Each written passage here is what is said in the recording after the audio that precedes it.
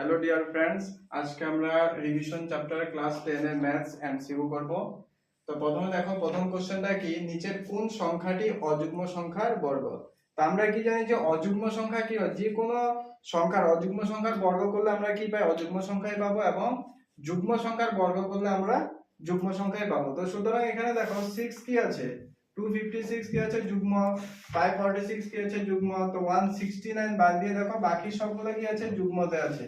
তো অ্যানসারটা আমাদের কি হবে 169, কারণ অযুগ্ম সংখ্যার বর্গ সর্বদা কি হয়, অযুগ্ম সংখ্যাই হয়। তো সেকেন্ড কোশ্চেন দেখো, নিচের কোনটির এককের স্থানে 1 থাকবে। তো আমরা কি বললাম যে উপরে কোশ্চেনটাই বললাম কি যুগ্ম সংখ্যার বর্গ কি হয় আমাদের যুগ্ম হয়, এবং অযুগ্ম সংখ্যার বর্গ কি হয় আমাদের অযুগ্ম হয়। সুতরাং এখানে দেখো 4 স্কয়ার কি হবে, আমাদের যুগ্ম বেরিয়ে যাবে, হবে না, কারণ 1 কি আমাদের অযুগ্ম সংখ্যা। তো 19 স্কয়ার করলে আমরা কি পাবো, 19 স্কয়ার যদি করি আমরা 19 * 19 যদি করি 9 নং 81 1 হয়। তো একটা আমাদের কি হবে, এককের স্থানে হবে। সুতরাং 19 স্কয়ার করলে আমরা কি পাবো, 1 পাবো। নেক্সট 18 স্কয়ার এবং 19 স্কয়ারের মধ্যে কতটি স্বাভাবিক সংখ্যা আছে। তো আমাদের একটা সূত্র আছে, যেমন n square plus minus 2n plus n plus 1 square করলে আমরা কি পাবো, 2n পাবো। কি আমরা 2n পাবো, 2n মানে এই যে n যেটা আছে তার কি ডবল করে দিতে হবে। তো সুতরাং 18 আমাদের কি n, এবং 18 প্লাস 1 হলে কি হবে আমাদের 19 হবে। সুতরাং 18 স্কয়ার আমাদের কত হবে 36। তো এটার आंसर 36। 4 নম্বর কি, নিচের কোনটি বর্গ সংখ্যা নয়। আমরা কি জানি এককের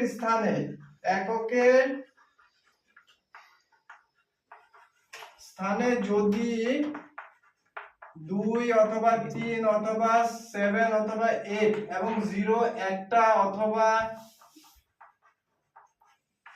তিনটা এভাবে যদি থাকে, তো আমাদের কি হয় সেটা অযুগ্ম। মানে 0 যদি অযুগ্মতে থাকে, মানে একটা তিনটা পাঁচটা যদি থাকে, তথাপিও আমাদের বর্গ সংখ্যা হবে না।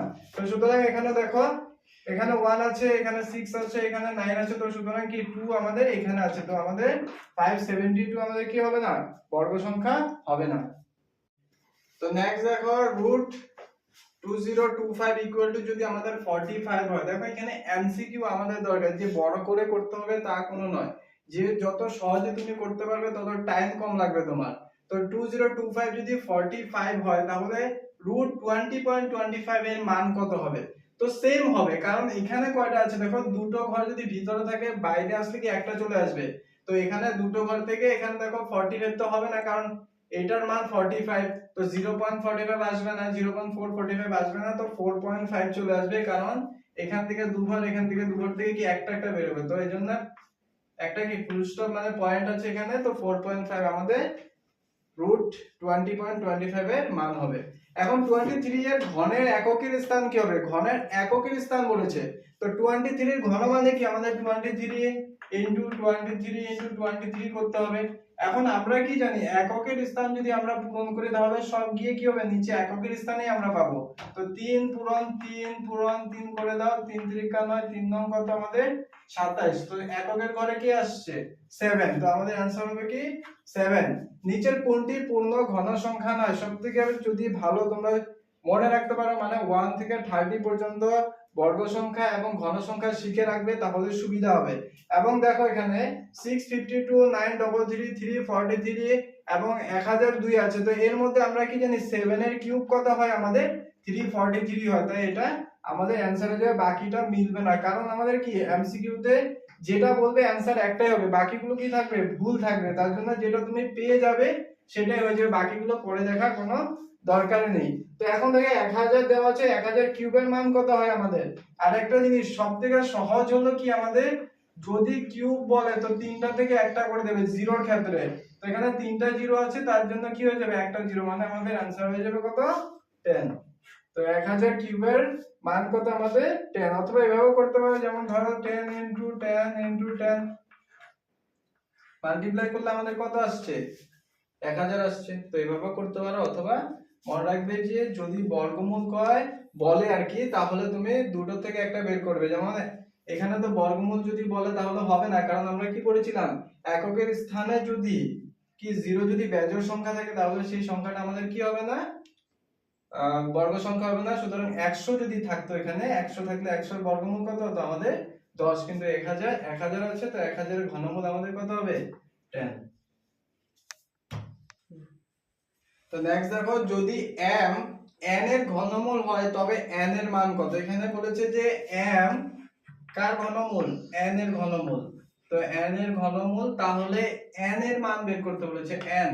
তো এখানে n এর মান আমরা কিভাবে বের করব, যে এখানে যেহেতু কিউবে আছে, তো আমরা যদি ওর সাথে কি কিউব করে দিই, তো এক সাইড তো করতে পারবো না, আমরা উভয় সাইডে করতে হবে। তো উভয় সাইডে যখন করব, তো m কিউব এখানে চলে আসবে, তো কিউবের সাথে কিউব কেটে যাবে, তাহলে এখানে থাকবে কি n। তো n এর মান আমাদের কি চলে আসবে m কিউব।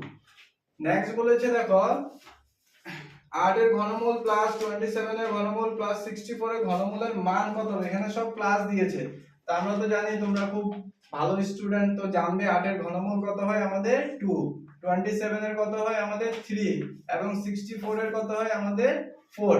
তো 3 2 কত 5, 5 প্লাস কত আমাদের 4 কত হবে 9। তো আমাদের आंसर কি আসবে 9। এখন নেক্সট বলছে 3 মাইনাস কিউবের মান কত হবে। তো আমরা জানি সবসময় একটা জিনিস মনে রাখবে, যে কোনো সংখ্যাকে যদি সিধা থাকে সেটাকে যদি উল্টো করে দিই, তাহলে মাইনাসটা প্লাস চলে আসে এবং প্লাসটা গিয়ে চলে আসে মাইনাসে। তো 3 এর নিচে তো কিছু আছে, আছে মানে কি 1 আছে, তো 1 টাকে উল্টো করে দিলে এই যে আমাদের চলে আসবে 1/3 কিউব। তো আমাদের এটা আসবে কি आंसर সি 1/3 কিউব। তো নেক্সট দেখো -2/3 পাওয়ার 4 এর মান কত হবে। তো পাওয়ার 4 মানে কি, প্রত্যেকটা সংখ্যা আমাদের কি করে চারটা করে হবে, যেমন 2 2 2 2 2 এবং 3 3 3 3। এখন কি জানি 2 দুগুণে 4, 4 দুগুণে 8, 8 দুগুণে কত আমাদের 16। এই যে 16, 8 3 3 9, 3 9 27, 3 27 কত হয় আমাদের 81। তো এখন দেখো একটা 16/81 আর একটা -16/81। তো এটা ভুল করবে না যে এখানে মাইনাস আছে তার জন্য কি এখানে মাইনাস হবে, তা নয়। এর পাওয়ারটা কি আছে আমাদের যুগ্ম, যখন এই যুগ্ম পাওয়ার থাকে তখন আমাদের মাইনাসটা কি হয়ে যায় প্লাসে হয়ে যায়। তো আমাদের 16/81 হবে কি প্লাস 16/81। নেক্সট দেখো 3 4 3 চারটে 0 এর প্রামাণিক রূপ। প্রামাণিক রূপ মানে প্রথম করে মনে রাখবে, প্রামাণিক রূপ যখন স্টার্ট করবে যে প্রথম যে নাম্বারগুলো আছে সেগুলো সব লিখতে হবে। তো 3 4 3, ঠিক আছে। তো প্রথম ঘরে আমাদের একটা পয়েন্ট লাগাতে হবে, তো 3.43 ইনটু 10 লাগাবে 10। তারপরে গুনবে যে কটা সংখ্যা আছে, যেমন আমি পয়েন্টটা কোথায় লাগিয়েছি এখানে, তারপরে সংখ্যাগুলো গুনবে 1 2 3 4 5 6, 6টা আছে, তো পাওয়ার আমাদের কি হয়ে যাবে 6, ঠিক আছে। যেটাই থাকবে প্রামাণিক রূপ বললে প্রথম ঘরে আমাদের কি করবে পয়েন্ট দিয়ে দিবে, যতটা নাম্বারস থাকবে জিরো গুলো বাদ দিয়ে নাম্বারস পর্যন্ত লেখাটা লিখবে, তারপরে ইনটু দিয়ে 10 লিখবে, 10 এর পরে তারপরে গুণে দেখবে যে কয়টা সংখ্যা আছে আমাদের এই পাশে, যেমন 1 2 3 4 5 6, তো পাওয়ার আমাদের 6 হয়ে যাবে। এখন যদি উল্টো থাকে, মানে অলরেডি আগেই যদি আমাদের কি থাকে পয়েন্ট দেওয়া থাকে, তখন দেখবে যে এই পাশ থেকে গুনবে। তো এই পাশে আমাদের কি আছে 64, তো প্রথম ঘরে আমাদের কি দেবে পয়েন্ট দেবে। এখন এটা 10 লিখবে, লেখার পরে এবার উল্টো দিকে গুনবে, উল্টো, যেমন এখানে পয়েন্ট লাগিয়েছি তো এই পাশ গুনো 1 2 3 4 5, তো 5 আছে, তো আমাদের যেহেতু উল্টো দিকে আমরা গুনেছি তার জন্য এখানে পাওয়ার মাইনাসে থাকবে। সিধে যখন গুনবো তখন আমাদের কি হবে প্লাস হবে পাওয়ার, আর উল্টো যখন গুনবো তখন আমাদের কি মাইনাস হবে।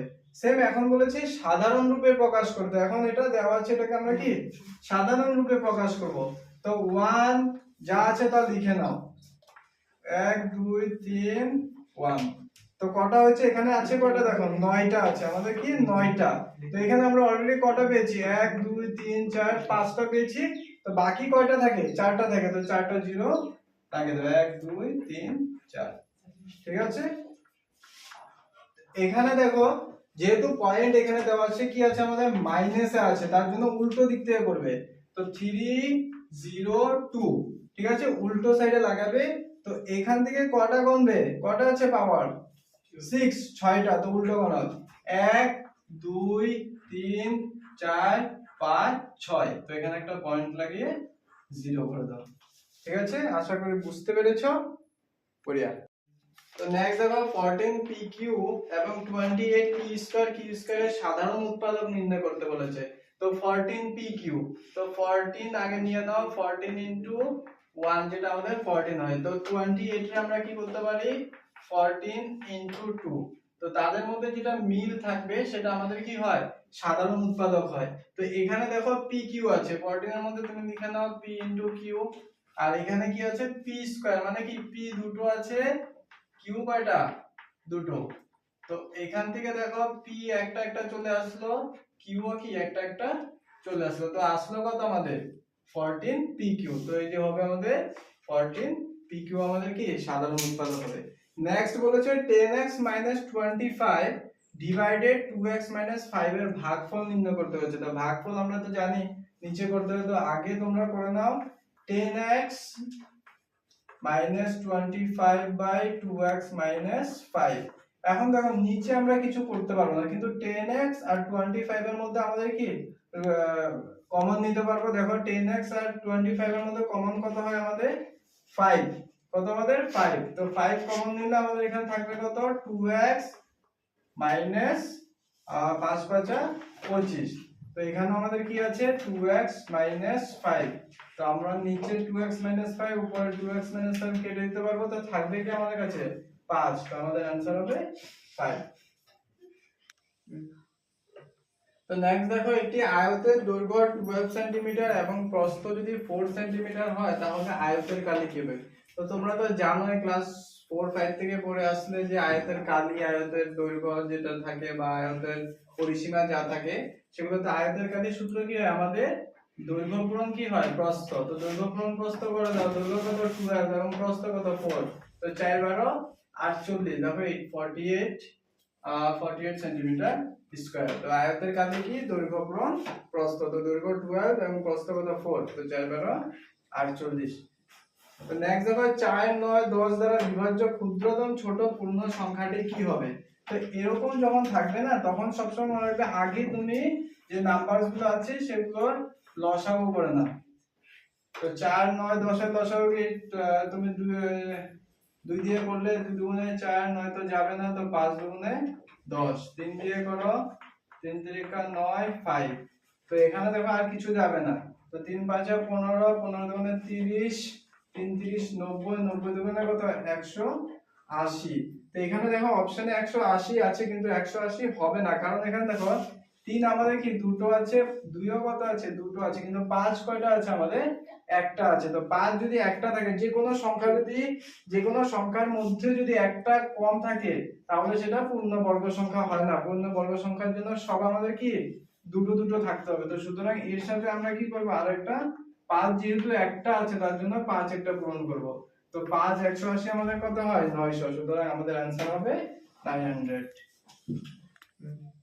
তো নেক্সট দেখো 2 এর পাওয়ার 0 দেওয়া আছে, 3 এর পাওয়ার 0 এবং 4 এর পাওয়ার কি 0 আছে।